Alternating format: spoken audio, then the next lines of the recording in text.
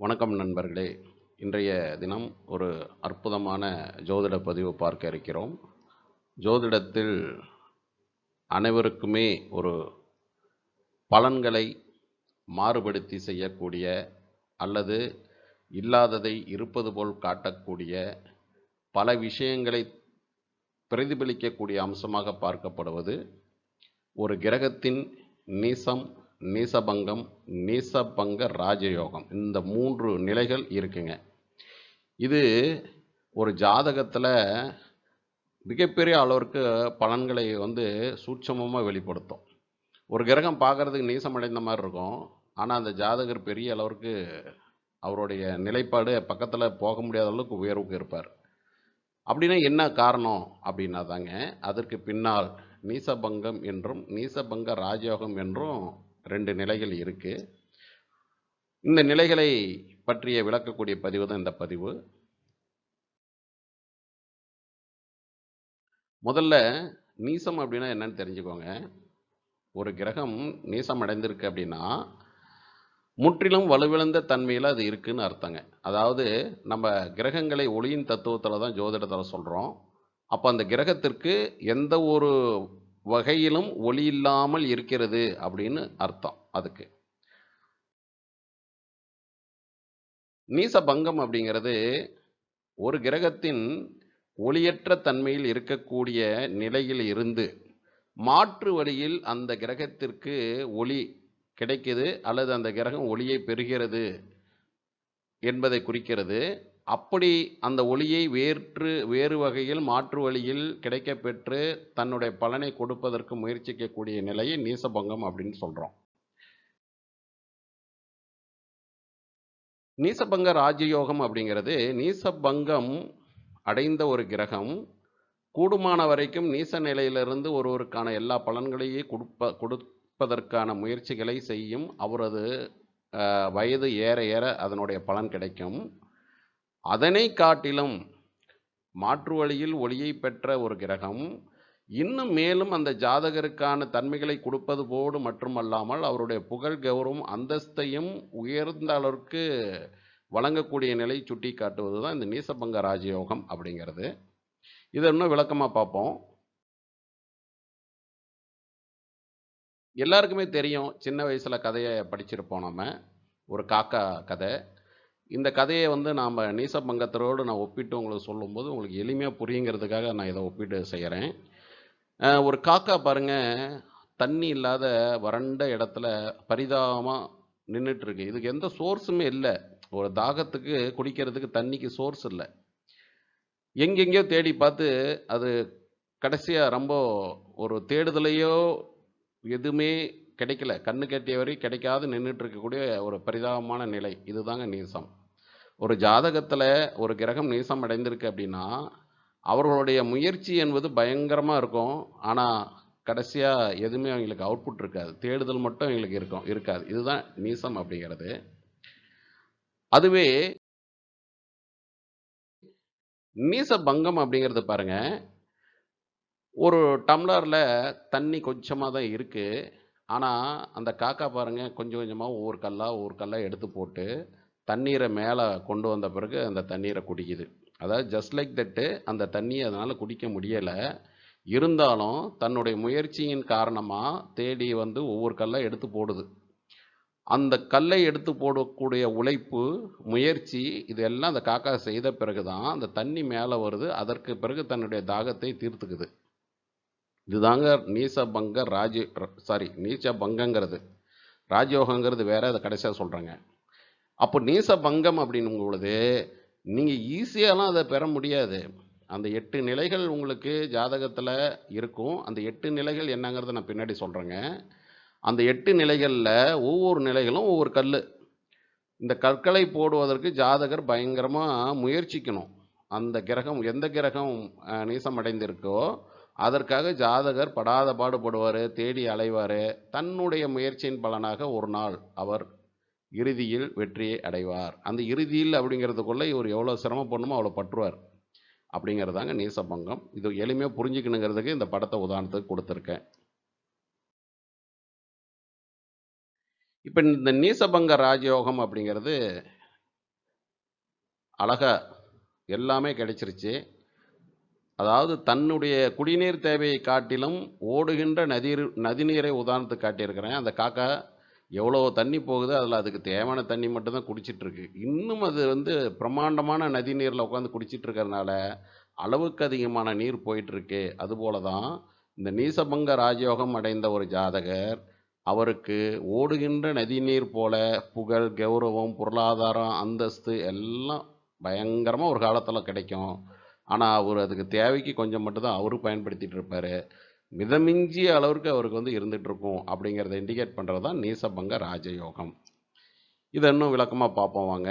இப்போ நீங்கள் நீசம் அப்படின்னு சொல்கிறதுக்கு எந்தெந்த கிரகங்கள் எந்தெந்த வீட்டில் நீசம் இருக்குது அப்படிங்கிறத பார்த்துக்கிட்டோம், சொல்லிட்டோம் நாம். அதாவது சனியிலிருந்து கேது, செவ்வாய், சுக்கிரன், சூரியன், சந்திரன், ராகு, குரு, புதன் இவர்களெல்லாம் இந்தந்த ராசியில் நீசமாக இருக்காங்க அப்படிங்கிறத சொல்லியாச்சு. அடுத்து பாருங்க, நீச பங்கத்துக்கு நம்ம 8 விதிகள் கொடுக்குறோம். அந்த 8 விதிகள்ங்கிறது ஒவ்வொரு கற்கள். நம்ம அந்த கதையில பார்த்த மாதிரி ஒவ்வொரு கற்கள் நம் முயற்சியினால் எடுத்து போடப்படுகின்ற அந்த கற்களை தாங்க அந்த விதிகளை நம்ம இங்கே கொடுக்குறோம். யாருடைய ஜாதகத்தில் எல்லாம் ஒரு கிரகம் நீசமடைந்து இந்த விதிகளுக்கு எத்தனை விதிகளுக்கு பொருந்திருக்கோ அத்தனை அளவிற்கு பர்சன்டேஜ் வயசில் சதவீத அடிப்படையில் அவங்களுக்கு நீசபங்கம் இருக்குன்னு புரிஞ்சுக்கணும். ஃபஸ்ட்டு நீச வீட்டின் அதிபதி ஆட்சி உச்சம் பெற்றால் நீசபங்கம். இங்கே பாருங்க, சனி நீச நிலையில் இருக்கார். இவருக்கு வீடு கொடுத்த இந்த ஹவுஸ் ஓனருங்கிறவர் செவ்வாய், இவர் ஆட்சி அடைந்திருக்கார். அப்போ இந்த நிலை என்பது ஒரு நிலை நீசபங்கம். அடுத்த நிலை, நீச வீட்டின் அதிபதி எவ்வகையிலாவது பரிவர்த்தனை பெற்றால் நீசபங்கம். இந்த நீசம் பெற்ற சனிற்கு வீடு கொடுத்த செவ்வாய் பாருங்க, சனியின் வீட்டில் இருக்காரு. சனி போய் செவ்வாய் வீட்டில் இருந்து 2 பேரும் பரிவர்த்தனை அடைகிறதுனால இந்த போன்ற ஒரு நிலை இருந்தால் ஒரு வகையான நீசபங்கம். அடுத்து, ஏதேனும் ஒரு கிரகம் உச்சம் பெற்று நீச கிரகத்தை பார்ப்பது. இங்க பாருங்க, குரு உச்சத்தில் இருக்கிறார். உச்ச நிலையில் இருக்கக்கூடிய குரு 9ஆம் பார்வையாக நீச புதனை பார்வை செய்கிறார். அப்ப இது ஒரு வகையான நீச பங்கம். அடுத்து, நீசன் நின்ற வீட்டின் அதிபதி சந்திரனுக்கு கேந்திரமான 1, 4, 7, 10 நின்றால் நீசபங்கம். சந்திரனுக்கு கேந்திரஸ்தானம்ங்கிறது சந்திரனுக்கு பாருங்க 4, 7, 10. அப்போ இந்த நீசம் சொல்லக்கூடிய இந்த புதனுக்கு வீடு கொடுத்த குரு பகவான் சந்திரனுக்கு 7இல் நிற்பதால் இது ஒரு வகையான நீசபங்கம். அடுத்து 5வது பாயிண்ட் பாருங்க, நீசம் பெற்ற கிரகம் வர்க்கோத்தமம் பெற்றால் நீசபங்கம். வர்க்கோத்தமங்கிறது பாருங்க, ராசியில் நின்ற ஒரு கிரகம் எந்த ராசியில் நிற்கிறதோ அதே ராசியில் நவாம்சத்தில் நிற்கும் பொழுது அதற்கு பேர் வர்க்கோத்தமங்க. இப்படி ஒரு நிலையில் இருந்தாலும் ஒரு வகையான நீசபங்கம். அடுத்து 6வது பாயிண்ட், நீசம் பெற்ற கிரகம் நவாம்சத்தில் உச்சம் பெற்றால் நீசபங்கம். புதன் கிரகம் நீச நிலையில் ராசி கட்டத்தில் இருக்கிறார். அதே புதன் நவாம்சத்தில் உச்ச நிலையில் நவாம்ச கட்டத்தில் இருக்கிறார். இது ஒரு வகையான நீசபங்கம். அடுத்து, நீச கிரகம் வக்ரமானால் நீசபங்கம். வக்ரம் ஒரு கிரகத்துக்கு பக்கத்தில் வா அப்படின்னு போட்டிருக்கோம் உங்கள் ஜாதகத்தில். அப்படி இருக்கும்பொழுது அந்த கிரகம் வக்ரம் அடைந்திருக்குன்னு பேர். நீசமாக இருந்தாலும் வக்ரம் அடையும் போது அந்த கிரகம் நல்ல பலனை, நீசபங்க பலனை கொடுக்க இருக்கிறது என்று பொருள். அடுத்து, நீச கிரகத்தை நீச வீட்டின் அதிபதி எவ்வகையிலாவது பார்ப்பது நீசபங்கம். இப்போ நீச வீட்டின் அதிபதி புதனுக்கு வீடு கொடுத்த குரு விருச்சிக ராசியிலிருந்து 5ஆம் பார்வையை பார்க்குறாரு. இதுவும் ஒரு வகையான நீசபங்கம். இப்படி 8 நிலைகளில் உள்ள நீசபங்கத்தில் ஒருவருக்கு 1 இருக்கும், ஒருத்தருக்கு 2 பாயிண்ட் இருக்கும், ஒருத்தருக்கு 3 பாயிண்ட் ஆட் ஆகும். ஒரு சிலருக்கு இப்போ நம்ம சொன்ன 8 விதிகளுமே மேட்ச் ஆகும். அப்படி இருக்கும் பொழுது அந்த 8 விதிகளும் மேட்சான ஒரு நபர் உச்ச கிரகத்தின் தன்மையை காட்டிலும் பலனை அற்புதமாக அனுபவிப்பார். இதில் என்ன ஒரு சின்ன சூட்சுமம் அப்படின்னா, ஒரு கிரகம் நீசமடைந்து 8 விதிகளில் நீசபங்கம் அடைந்தாலும் கூட நீசத்திற்கான பலன்களை அனுபவித்த பிறகே அவர் நீசபங்கத்திற்கான பலன்களை அனுபவிப்பார். அதாவது ஒரு 35-40 வயதிற்கு மேல்தான் அந்த பலன் அவருக்கு கிடைக்கும். அந்த வயது வரை இளமையில் அவர் நீசத்திற்கான கஷ்டங்களை அடைந்தே தீர வேண்டும். இப்போ பாருங்க, நீசபங்க ராஜயோகம் அப்படிங்கிறது ரொம்ப ரொம்ப ஒரு பவர்ஃபுல்லானது. நீச கிரகத்திற்கு வீடு கொடுத்த கிரகம் உச்சம் பெற்று தன் வீட்டை பார்ப்பது. நீச கிரகத்திற்கு புதன் நீச கிரகங்க. இந்த நீச கிரகத்திற்கு வீடு கொடுத்த குரு பகவான் 9வது பார்வையால் அவருடைய வீட்டையே பார்க்குறார். உச்சம் பெற்று அவருடைய வீட்டையும் பார்க்குறார். அப்படிங்கிறதும் அதே போல் நீச கிரகம் அமர்ந்த வீட்டிலேயே ஒரு உச்ச கிரகம் அமர்வது, நீசனோடையே ஒரு உச்சனும் போய் உட்கார்றதுங்க.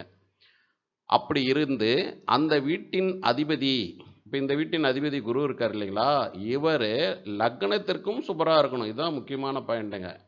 லக்ன சுபராக இருக்கணும். இப்போ லக்னத்திற்கு 1, 5, 9 அப்படிங்கிறவங்க சுபர். அந்த வீடு தொடர்பு அந்த இடத்துல இருக்கும் பொழுது மட்டும்தான் இந்த நீசபங்க ராஜயோகங்கிற கான்செப்ட் மெர்ஜ் ஆகும்.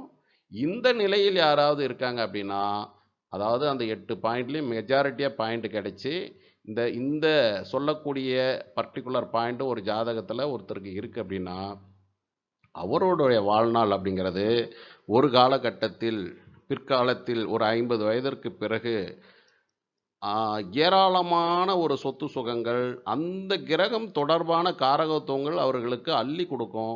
அதே போல் இவர் இதுலேயும் ஒரு சின்ன ட்விஸ்ட் என்னன்னாங்க, இந்த ஒரு கிரகம் நீசமடைந்து நீசபங்கம் அடைந்து நீசபங்க ராஜயோகத்தை அடைந்தால் அவருக்கு அந்த கிரகம் சார்ந்த காரகத்துவங்கள் அள்ளி அள்ளி கொடுக்கும். ஆனால் ஜாதகரை பார்த்தீங்கன்னா அவர்கிட்ட எதுவுமே இல்லாத மாதிரி ரொம்ப அப்படியே அமைதியாக இருப்பார். அவரை வெளியில் பார்த்தா சாமானிய மனிதர் மாதிரியே இருப்பார். இவ்வளோ பெரிய சொத்துக்கு அதிபதி, என்னப்பா நீங்கள் நம்பவே முடியலையே என்னால், என்னப்பா 50 கார் இருக்குன்னு சொல்கிறீங்க, ஆள் நடந்து போயிட்டுருக்காரு சாதாரணமாக அப்படின்லாம் நம்ம சில பேர் சொல்கிறோம் இல்லைங்களா. அவங்கெல்லாம் பார்த்தீங்கன்னா அவங்க ஜாதகத்தில் ஒரு கிரகம் நீசமடைந்து நீசபங்கம் அடைந்து நீசபங்க ராஜயோகமும் இருக்கும். அது போன்ற நபர்கள் தான் வெளியிலே காட்டிக்காத ரொம்ப எளிமையான நபர்கள் போல் வாழ்ந்துட்டுருப்பாங்க. அப்படிப்பட்ட நீச பங்கம் உங்கள் ஜாதகத்தில் இருக்காங்கிறத எடுத்து நம்ம சொன்ன விதிகளை எல்லாம் நீங்கள் மெர்ஜ் பண்ணி பாருங்கள். வாழ்த்துக்கள், நன்றி. அடுத்து நல்ல பதிவில் சந்திப்போம்.